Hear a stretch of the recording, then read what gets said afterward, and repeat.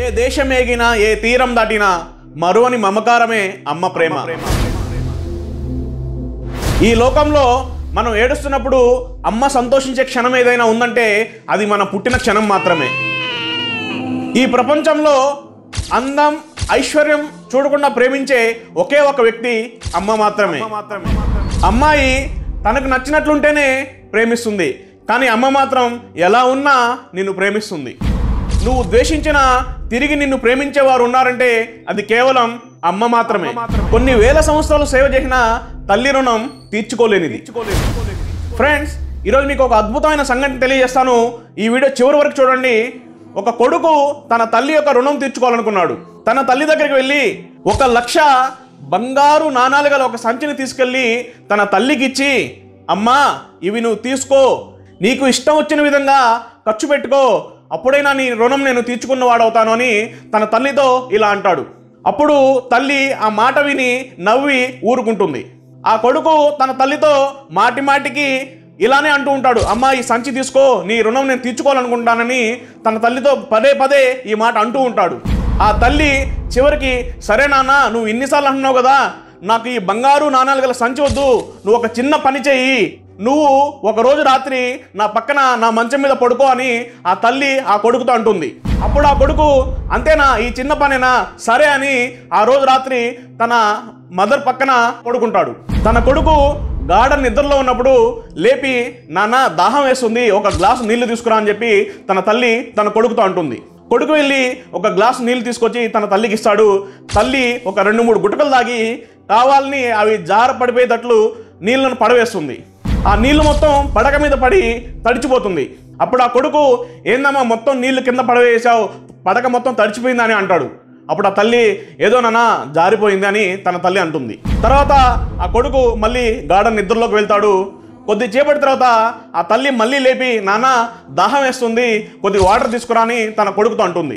అప్పుడు ఆ కొడుకు, ఏంటమ్మా ఊరికే దాహం అన్నావు, ఏమైనా పత్తి గింజలు తిన్నావా అని విసుక్కుంటూ మళ్ళీ వెళ్ళి నీళ్లు తీసుకొచ్చి తన తల్లికి ఇస్తాడు. ఆ తల్లి మళ్ళీ కొద్దిగా వాటర్ తాగి కావాలని నీళ్లు మంచం మీద పడేటట్లు ఆ గ్లాసును వదిలేస్తుంది. దాని ద్వారా ఆ పడక మొత్తం మళ్ళీ తడిచిపోతుంది. కొడుకు, ఏంటమ్మా మళ్ళీ ఇలా చేశావు అంటే, ఏదో నా చీకటి వల్ల తెలియకుండా జరిగిపోయిందని తన తల్లి అంటుంది. ఆ కొడుకు తన తల్లితో, నీకు బుద్ధి లేదు అని విసుక్కుంటూ మళ్ళీ నిద్రపోతాడు. ఆ కొడుకు మళ్ళీ గాఢ నిద్రలోకి పోగానే ఆ తల్లి లేపి, నాన్న కొద్దిగా వాటర్ తీసుకురా, దాహం వేస్తుందని చెప్పి తన కొడుకుతో ఇలా అంటుంది. అప్పుడు కొడుకు లేచి, అమ్మా నన్ను నిద్రపోనివా, ఎందుకు నన్ను ఇలా హింసిస్తున్నావు అని చెప్పి విసుక్కుంటూ వెళ్ళి నీళ్లు తీసుకొని వస్తాడు. ఆ తల్లి మళ్ళీ ఇంత ముందులాగే కొన్ని నీళ్లు తాగి మిగతా నీళ్ళన్నీ పడక మీద పడేటట్లు చేస్తుంది. ఈసారి పూర్తి పడక తడిచిపోతుంది. అప్పుడు కొడుకు, అమ్మా నీకు బుద్ధి లేదు, నీకు మతిపోయింది, నన్ను హింసిస్తున్నావా, ఇందుకేనా నీ పక్కన నన్ను పడుకోమందని తన తల్లిని విపరీతంగా తిడతాడు.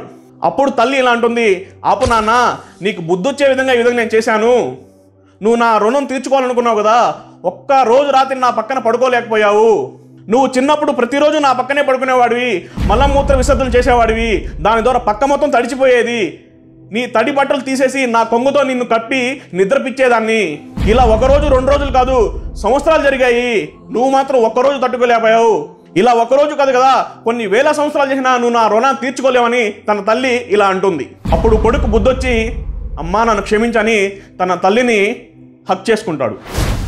జీవితాంతం నీ తల్లిని భుజాల మీద మోస్తూ సేవ చేసిన ఆమె ప్రసవ వేదనలో పడిన చిన్న రవ్వంత నొప్పి కూడా నువ్వు ఆమె యొక్క రుణం తీర్చుకోలేవు. నాన్న 60 ఏళ్ళకే రిటైర్ అవుతాడు, కానీ తల్లి ఎప్పటికీ రిటైర్ అవ్వదు.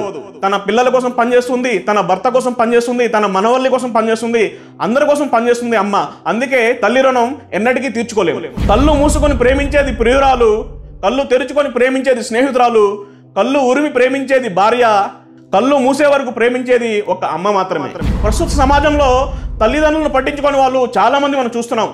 తల్లిదండ్రులను పట్టించుకోరు, వృద్ధాశ్రమంలో చేరుస్తూ ఉంటారు. అందుకే ఇలాంటి వారి గురించి వేమన ఒక అద్భుతమైన పద్యాన్ని రాశాడు. తల్లిదండ్రి మీద దయలేని పుత్రుడు వాడు పుట్టనేమి గిట్టనేమి, పుట్టలోని చెదలు పుట్టవా గిట్టవా, విశ్వదా విరామ వినురావేమ. తల్లిదండ్రి మీద ప్రేమ లేని పుత్రుడు వాడు పుట్టినా చచ్చినా ఒకటే. ఏ విధంగానైతే పుట్టలోని చదలు పుట్టి చనిపోతాయో ఆ విధంగా తల్లిదండ్రి మీద దయలేని పుత్రుడు జీవితం వృధా అని వేమన అంటాడు. కాబట్టి సోదరులారా, తల్లిదండ్రులు బతుకుండగానే వారికి సేవ చేయండి. వారి యొక్క రుణం మనం ఎన్నటికీ తీర్చుకోలేం. ఇలాంటి మంచి వీడియో లైక్ చేయండి, ఇతరులు కూడా షేర్ చేయండి.